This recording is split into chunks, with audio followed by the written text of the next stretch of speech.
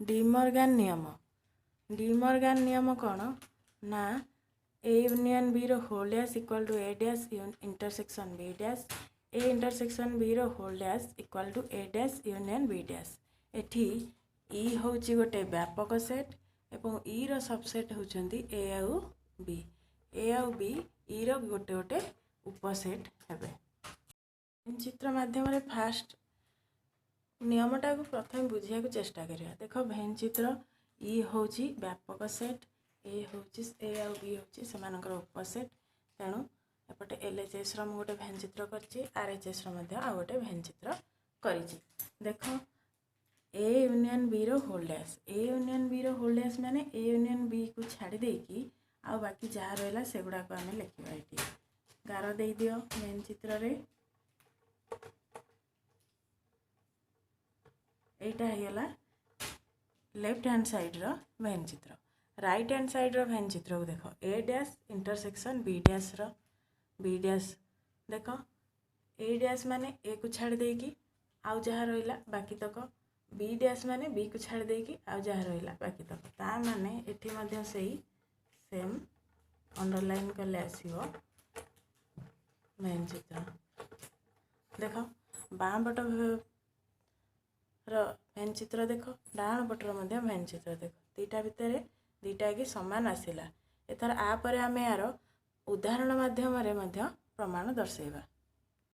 ए को नैचे 1 2 3 4 5 ए को नैचे 1 2 3 बी को नैचे 3 4 एवं ए यूनियन बी रो होल डैश हेले ई माइनस ए यूनियन बी आमे केते हबो 1 2 3 4 लिखि दबा।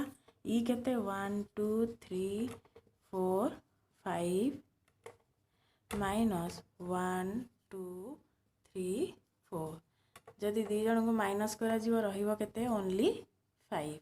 सेमती एटा गला लेफ्ट हैंड टा एबे राइट हैंड साइड रे देखो कौन ना ए डैश इंटरसेक्शन बी रो डैश ए डैश माने ई माइनस ए ई रु ए को काढी दियो केते रहिछि ओनली 4 5 इंटरसेक्शन ताबरे बी डैश ई रु बी को काढी दियो केते रहिछि 1 2 एवं 5 1 2 5 रहिले एमानक भितर इंटरसेक्शन कले साधारण उपादान कौन आसला ओनली 5। देख एलएचएस साइड रे मध्य 5 आसतिला आरएचएस साइड रे मध्य 5 आसिला ता माने ए यूनियन बी रो whole dash equal to A dash intersection B dash.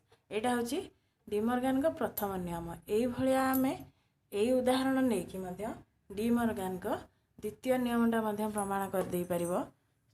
किछि असुविधा नाही प्रमाण करिया रे ना कोन ना ए तार द्वितीय नियमटी मु लिखि दउची वर्तमान ए इंटरसेक्शन बी रो whole dash equal to A dash union B dash.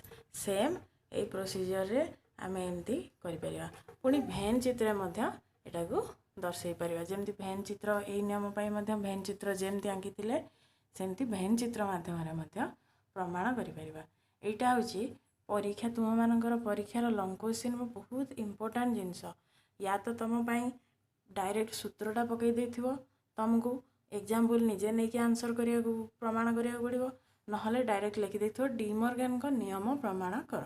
De Morgan का नियम प्रमाण कर माने तुमको डिमॉर्गन का प्रथम नियम एवं द्वितीय नियम दीटा जाकि लिखिकी पुणी उदाहरण नहीं कि दीटा जाकि प्रमाण करिवो नाही तो जदि गोटे नियम खाली नियमटा दे देथिबो प्रमाण करिया को ताहले गोटे नियम प्रमाण करिवो।